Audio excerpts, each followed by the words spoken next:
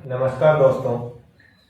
आज की क्लास में हम अपने फर्स्ट चैप्टर का फोर्थ टॉपिक है an overview of causes, prevention, prevalence and demographic profile of disability national and global, अर्थात विकलांगता के कारण, रोकथाम, व्यापकता और जनसांख्यिक प्रोफाइल का अवलोकन, जो कि राष्ट्रीय और वैश्विक स्तर पर कैसे किया जाता है उसके बारे में डिस्कस करेंगे। ये हमारे फर्स्ट चैप्टर का फोर्थ टॉपिक है। तो अभी स्टार्ट करते हैं इसके बारे में। पहला है कि विकलांगता के कारण क्या क्या है। विकलांगता के कारण, विकलांगता होती है तो ये किस रीजन, किस कॉजेज की वजह से होती है, कारण क्या है इसका होने का। सबसे अहम कारण क्या है जिसकी वजह से विकलांगता होती है, उसके बारे में पहले डिस्कस करेंगे। विकलांगता के कारण, विकलांगता के मुख्य रूप से 3 कारण दिए गए हैं कि गर्भ धारण से पूर्व के कारण, जब गर्भ धारण करती है कोई महिला उससे पूर्व वो क्या क्या कारण हो सकते हैं उसके बारे में। दूसरा है गर्भावस्था के समय के कारण, गर्भावस्था के समय के कारण, जब गर्भावस्था में होती है कोई भी महिला तब उसमें क्या कारण हो सकते हैं। तीसरा है जन्म के समय के कारण, जन्म के जब बच्चा जन्म लेता है उस समय के कारण। और एक कारण और है जो है जन्म के बाद का कारण, जिसमें हालांकि इसमें आपके दिया नहीं गया था, लेकिन ये चौथा कारण ये है जन्म के बाद के कारण। ये 4 ऐसे कारण है मुख्य रूप से जिनकी वजह से बच्चे में विकलांगता हो सकती है।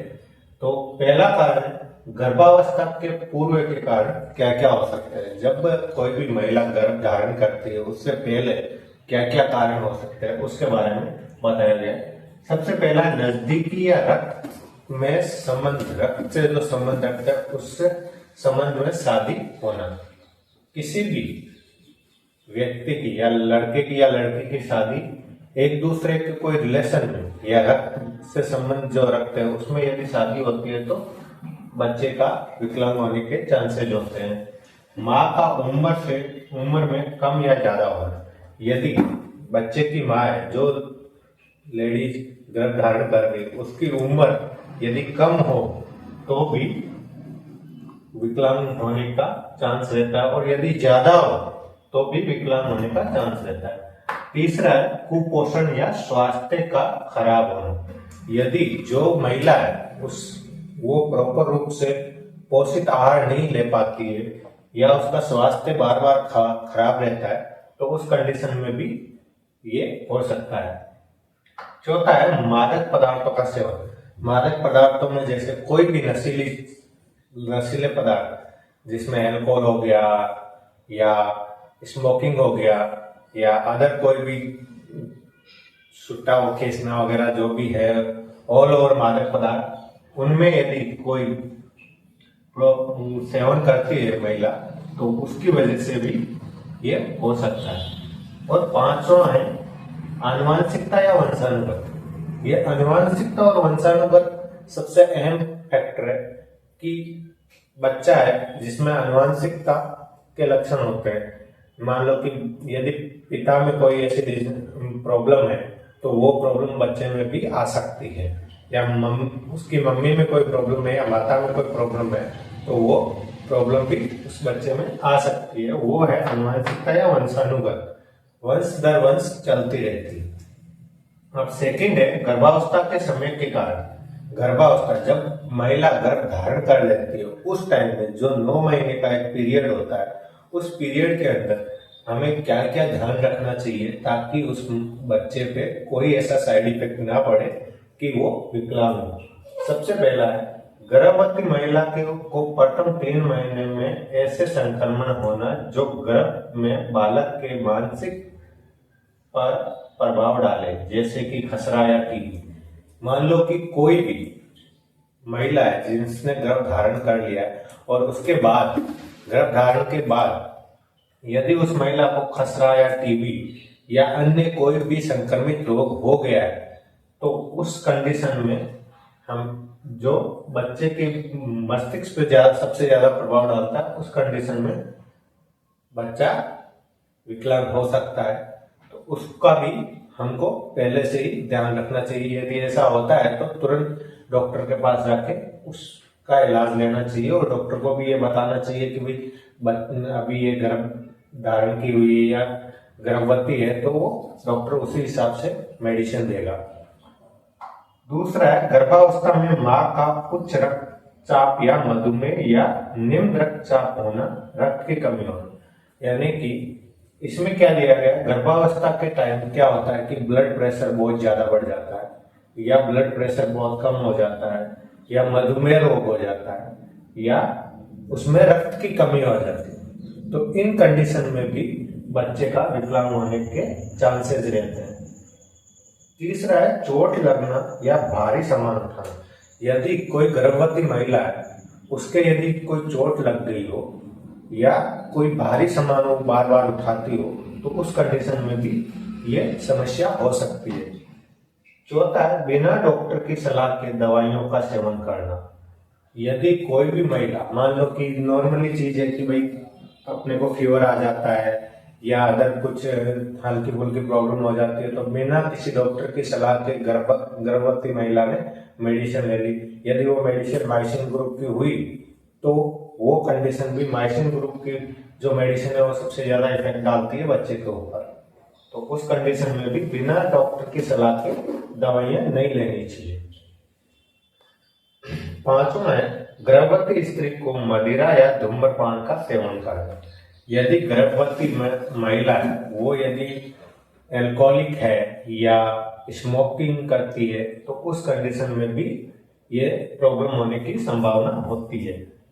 छठा है, गर्भावस्था के दौरान अधिक एक्सरे करवाना। जैसे कि देखा होगा कि गर्भावस्था में जब लेडीज या महिला होती है, तो उस टाइम पे बार बार एक्सरे करवाते हैं। तो ज्यादा एक्सरे नहीं करवाना चाहिए, क्योंकि जिसमें एक्सरे में जो एक्सरे किरणें होती है वो बच्चे के ऊपर सबसे ज्यादा इफेक्ट डालती है। छठा है, पोषाहार की कमी, वही चीज के कुपोषण। यानी कि वो प्रॉपर रूप से जो उसको चाहिए, आयरन वगैरह जो भी विटामिन प्रोटीन्स, वो प्रॉपर रूप से यदि नहीं लेती है, तो उस कंडीशन में भी बच्चे पे बहुत ज्यादा इफेक्ट पड़ता है और वो इस समस्या से ग्रसित हो सकते हैं। तीसरा है, जन्म के समय के कारण। जब बच्चा जन्म लेता है, उस समय हमें क्या क्या सावधानी बरतनी चाहिए और क्या क्या कारण होते हैं जिनकी वजह से बच्चों में ये प्रॉब्लम होती है। पहला है, समय से पूर्व बच्चे का जन्म होता है। यदि कोई भी बच्चा है, तो उसका जो समय होता है 9 महीने का, उस समय से पूर्व ही बच्चे का जन्म हो जाता है, तो उस कंडीशन में चांसेस होता है कि ये प्रॉब्लम हो सकती है। दूसरा है, जन्म के समय ऑक्सीजन की कमी। यदि कोई भी बच्चा है, उसमें जब जन्म होता है उस टाइम यदि उसमें ऑक्सीजन की कमी होती है, तो उस कंडीशन में भी ये प्रॉब्लम हो सकती है। तीसरा है, माँ का अत्यधिक खून बह जाना। जब प्रसव होता है, जब बच्चा जन्म लेता है, उस टाइम यदि माँ का ब्लड है वो बहुत ज्यादा बह जाता है, तो उस कंडीशन में भी ये प्रॉब्लम हो सकती है। चौथा है, अत्यधिक कम वजन होना। जब बच्चा जन्म लेता है, तब उस बच्चे में जो वजन, बच्चे का वजन है वो बहुत ज्यादा कम हो, तो उस कंडीशन में भी ये प्रॉब्लम हो सकती है। पांचवा है, माँ को दी गई बेहोशी का कारण। पांचवा, जब बच्चा प्रसव होता है, तब उस टाइम, प्रसव के टाइम में जो डॉक्टर्स के द्वारा बेहोश किया जाता है माँ को, उस टाइम में यदि बेहोशी का ज्यादा देर तक होना ही बच्चे के ऊपर भी इफेक्ट डालता है। छठा है, लंबे समय से प्रसव पीड़ा का होना। छठा ये भी है कि लंबे समय से, बहुत लंबे समय से यदि माँ को प्रसव पीड़ा हो रही है, तो उस कंडीशन में भी ये हो सकता है।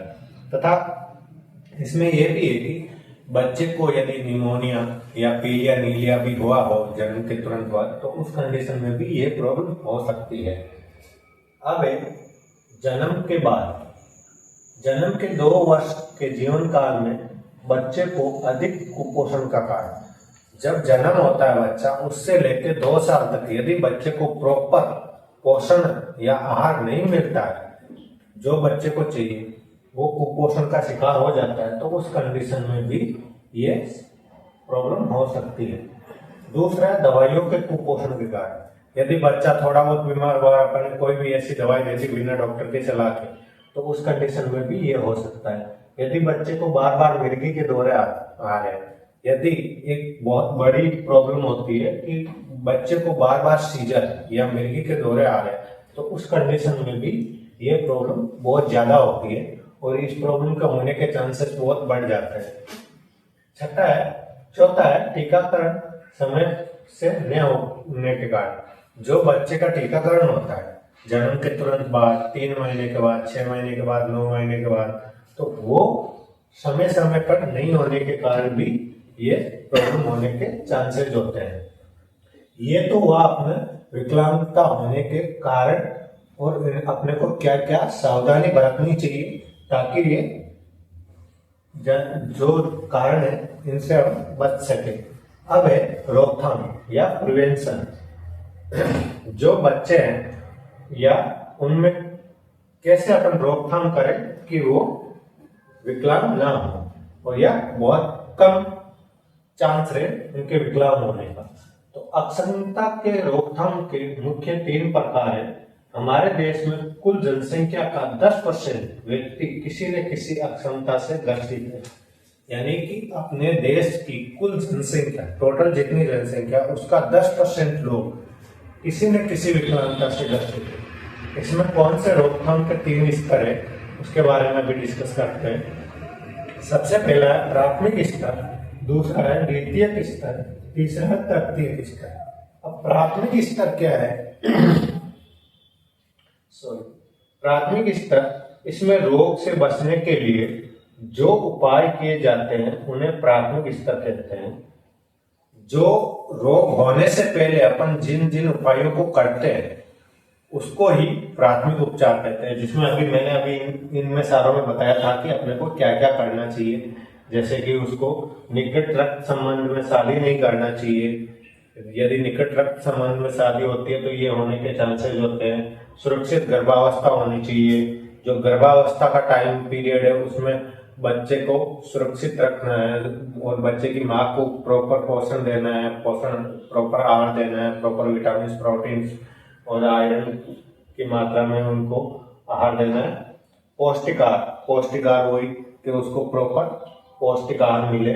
संक्रमित रोगों से बचाना, जो भी कोई संक्रमित रोग है उन रोगों से उसकी माता को बचाना। गर्भावस्था की नियमित जांच कराना। जो गर्भावस्था होती है उस टाइम में प्रॉपर टाइम पे डॉक्टर की सलाह के अनुसार नियमित रूप से जांच करवाना।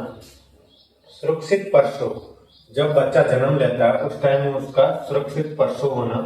माँ की आयु एक एवरेज होनी चाहिए कि माँ की आयु इतनी है तो बच्चा अच्छा स्वस्थ जन्म ले सकता है। ये सारी चीजें इसमें प्राथमिक स्तर में आती है। अब आता है द्वितीयक रोकथाम या द्वितीयक स्तर। द्वितीयक स्तर में क्या है? यदि कोई भी रोग द्वितीयक स्तर में आता है तो इसके लिए चिकित्सकीय इलाज कराना पड़ता है। यानी कि कोई भी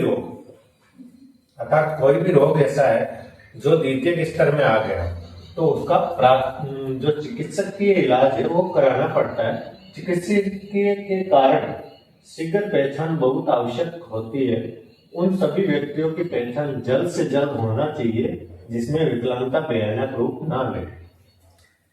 इसमें क्या दिया गया है? द्वितीयक स्तर में ये दिया गया है कि यदि किसी को भी कोई समस्या है बच्चे को तो उसको जल्द से जल्द चिकित्सकीय इलाज मिलना चाहिए। साथ का साथ चिकित्सकीय इलाज के साथ का साथ उस बच्चे की जो समस्या है, जो बीमारी है, उस बीमारी को जो डायग्नोस है या पहचान है वो जल्दी से जल्दी करनी चाहिए और उन सभी व्यक्तियों की पहचान जल्द से जल्द होना चाहिए जिससे विकलांगता भयानक रूप ना ले। मान लो कि एक बच्चा है, उसको दिखाई कम देता है तो हमें शीघ्र ही नेत्र रोग विशेषज्ञ के पास बच्चे को ले जाना चाहिए और वहां पे उसकी संपूर्ण इन्वेस्टिगेशन करवानी चाहिए, जांचें करवानी चाहिए ताकि हमें पता चले कि बच्चे में जो दृष्टि बाधितता है वो डेवलप ना हो और उसका अर्ली इंटरवेंशन करके उसका प्रॉपर रूप से जांच करा के उसका इलाज करवा सके तो वो एक विकलांगता का रूप नहीं लेती। अब है तृतीयक स्तर। ये रोकथाम का अंतिम चरण है। जब रोग अक्षमता का रूप धारण कर लेता है तो उसके पुनर्वास के लिए जो भी कार्य किए जाते हैं वे सभी तृतीयक स्तर में आता है। ये जो है तृतीयक स्तर, ये बहुत ही इंपॉर्टेंट है। जो विकलांगता होने के बाद कार्य किए जाते हैं उन विकलांग बच्चों या विकलांग व्यक्तियों के ऊपर या दिव्यांग व्यक्तियों के ऊपर, उसके लिए ये बहुत इंपॉर्टेंट है। क्योंकि इसमें क्या दिया गया है, ये रोकथाम का, पहली बात तो ये रोकथाम का सबसे अंतिम चरण है, इसके बाद कोई चरण नहीं है। दूसरी चीज इसमें दिया गया कि जब रोग अक्षमता का रूप धारण कर लेता है, जब कोई भी रोग मान लो वो अक्षमता या दिव्यांगता का रूप धारण कर लेता है, उस टाइम उसका जल्द से जल्द पुनर्वास यानी कि रिहेबिलिटेशन होना चाहिए। और रिहेबिलिटेशन का जो कार्य किया जाता है उसको ही तृतीयक स्तर बोलते हैं। एक एग्जाम्पल के तौर पर मैं आपको बता दूं, यदि कोई व्यक्ति है और वो पैर से चल नहीं पाता है या उसके पैर फ्रैक्चर हो गया है या पैरों की वजह से वो अपना पैर कट गया है तो वो अब चल नहीं पाता है, उसके लिए वो एक परमानेंट दिव्यांगता हो गई है। तो उसके लिए अपन रिहेबिलिटेशन में क्या करेंगे, उसके लिए हमें उसको ट्राईसाइकिल दे दी या बैसाखी दे दी जिसके सहारे वो अपना काम कर सके, तो वो तृतीयक स्तर में आता है। अब है व्यापकता दर। व्यापकता दर कैसे निकालते हैं, व्यापकता दर क्या है, इसके बारे में थोड़ा जानकारी ले लेते हैं। इस मामले को कुल जनसंख्या का अध्ययन होता है। इस मामले में कुल जनसंख्या का अध्ययन होता है। बेलपत्र शब्द का अर्थ और पुराने सभी प्रकार के वर्तमान मामलों से हैं जो एक दिए गए आबादी में निश्चित समय में मिलते हैं। इसका मतलब ये है कि जो संपूर्ण अपनी जनसंख्या, मान लो किसी एक गांव की जनसंख्या है, मान लो 20,000 जनसंख्या है, उसमें से 500 व्यक्ति किसी न किसी विकलांगता से ग्रसित है, तो उनका जो परसेंटेज निकलता है कि 20,000 में से 500 व्यक्ति इस प्रॉब्लम से ग्रसित है, तो उसका जो परसेंटेज है, जो व्यापकता दर है, वो ही व्यापकता दर कहलाती है। इसका एक सूत्र है, व्यापकता दर सभी वर्तमान मामलों की संख्या, जितने भी वर्तमान मामले हैं दिव्यांगता के या कोई भी बीमारी के, उसकी संख्या अपॉन दी गई आबादी, जो संपूर्ण आबादी है उस गांव की या उस क्षेत्र की, उस आबादी इंटू 100। तो इस सूत्र के थ्रू अपन उस जो गांव है उसकी व्यापकता दर निकाल सकते हैं। इसमें एक उदाहरण दिया गया है, किसी क्षेत्र की 30,000 आबादी में एक बीमारी के 200 पुराने तथा 500 एक वर्ष के अंदर मिलते हैं, तो इसकी व्यापकता दर क्या होगी। मान लो कि किसी गांव है उसमें 30,000 आबादी, 30,000 में से 200 तो पुराने लोग हैं जिनमें ऑलरेडी वो प्रॉब्लम्स है या बीमारी है, और 500 एक वर्ष के अंदर और मिले हैं नए लोग, तो उन सबको मिलाकर टोटल लोग हो गए 700 लोगों, 30,000 में से 700 लोगों में ये समस्या है, तो उसकी व्यापकता दर कैसे निकालेंगे, 200 प्लस 500 इंटू 100 अपॉन 13,000। तो इसका टोटल जो व्यापकता है वो आती है, जो पूरा कैलकुलेशन करने के बाद 33.67% उस गांव की जो बीमारी की दर है वो है, जबकि जो बीमारी नहीं है उसकी दर क्या है, 64.33। तो इस प्रकार से इसमें आपको बताया गया है कि ये क्या चीज है। तो आज के इस टॉपिक में आई थिंक मुझे ऐसा लगता है कि आप सभी को ये सारी चीजें पता चल गई होगी कि क्या कारण है, कैसे रोकथाम की जाए, तथा इसमें व्यापकता दर क्या निकाले, रोकथाम के स्तर कौन कौन से हैं, उन सब के बारे में हमने डिटेल में जानकारी ली है। और अपन ने पहले भी जो 5-6 क्लासें ली है उसमें सबसे पहला आइडेंटिटी वो जो डिसेबिलिटी है उसके बारे में, डिसेबिलिटी इम्पेयरमेंट और हैंडीकैप के बारे में भी पढ़ा है। उसके बाद पीडब्ल्यूडी एक्ट के बारे में पढ़ा है। उसके बाद आरपीडब्ल्यूडी एक्ट के बारे में पढ़ा है और उसके बाद एनटीए नेशनल ट्रस्ट एक्ट के बारे में भी पढ़ा है। तो उनको भी आप जरूर देखिए ताकि आपको कंप्लीट इन जो विकलांगता है उनके बारे में पता चले। धन्यवाद।